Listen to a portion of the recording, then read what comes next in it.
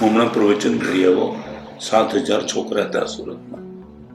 મેં એમને પૂછ્યું, તમે મને કહી દો, મેનેજમેન્ટ હતું, પ્રિન્સિપલ, પ્રોફેસર બધા બહુ વખાણ કરતા હતા પોતાની કોલેજ સારી છે કે ખરાબ છે નહીં.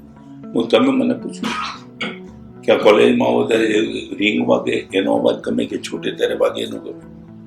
તો છૂટે ત્યારે વાગે એનું ગમે. બીજું કેમ પડે? તમે કહો જો આના કારણે અમારી કેરિયર બનવાની છે તો તમને બેસવાનું મન કેમ નથી? ચાલો એમની વાત કરી, બધા ટીચર બધા હતા, પ્રોફેસર એમની સામે કીધું. તમે મને એમ કહો કે કોલેજ ચાલુ હોય ત્યારે તમને ખૂબ આનંદ કરે, રજા હોય ત્યારે આમને ભણવું નથી, આમને ભણાવવા નથી, એથી છોડો. પેરેન્ટ્સ બેઠા હતા. મેં એમને પૂછ્યું, તમે મને જવાબ આપો, તમારા બાળકો કરે હોય ત્યારે આનંદ કે કોલેજમાં? તો કોલેજમાં. એમને ઘરે રાખવા નથી, ભણવું નથી, ભણાવવું નથી, અને આમને ઘરમાં રાખવા નથી. આ પેઢી ક્યાં જશે? તો મને ડીને પૂછ્યું હતું, આપના હિસાબે સાહેબ અમે ક્યાં તૂટ્યા? બધું એક જ જગ્યાએ તૂટ્યા. ટીચિંગ જબરદસ્ત છે, એક પણ સબ્જેક્ટ ટીચિંગ નથી. હું તમારી સાથે વાત કરું છું ત્યારે તમને ટચ ના થાય ને તો તમે શરમમાં પણ ધીમે ધીમે કહેશો, સાહેબ ટાઈમ થઈ ગયો, સાહેબ મારે જ હું અક્કલ નથી મારા એક મિનિટ સમજો કે ટચેબલ કંઈ નથી.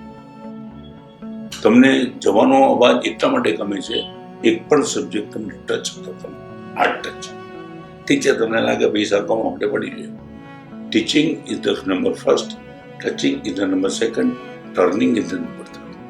ટીચિંગ, ટચિંગ એન્ડ ટર્નિંગ આ શિક્ષણની વ્યવસ્થા છે. હું પણ ભણ્યો છું, પણ અને બીજી એક વાત, આખી કોલેજ કેજીથી લગર MBA સુધીમાં એક પણ લેક્ચર એવું દેખાડો કે કોલેજની જિંદગી પૂરી થયા પછી એની જિંદગીમાં સંઘર્ષ આવશે તો ટકી રહેવાની તાકાત આવે એવો એક સબ્જેક્ટ દેખાડો. મેથ, સાયન્સ, કેમિસ્ટ્રી કોઈ પણ નહીં, એકે નહીં.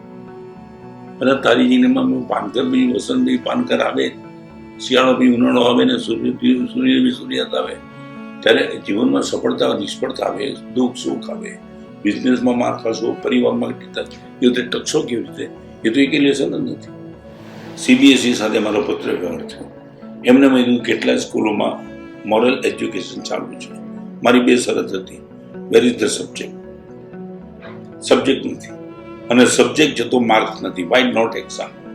આજની આખી યંગ જનરેશનને સબ્જેક્ટ અને માર્ક્સ હોય એમાં જ રસ થઈ શકે. તમે મોરલના ક્લાસમાં મેં પૂછ્યું પ્રિન્સિપલને, સાહેબ 2 છોકરા હાજર છે, હાજર નથી, કારણ કે સબ્જેક્ટ નથી, સબ્જેક્ટ એક્ઝામ નથી, એક્ઝામ નથી, માર્ક નથી. એમને માર્ક ખેંચવા છે.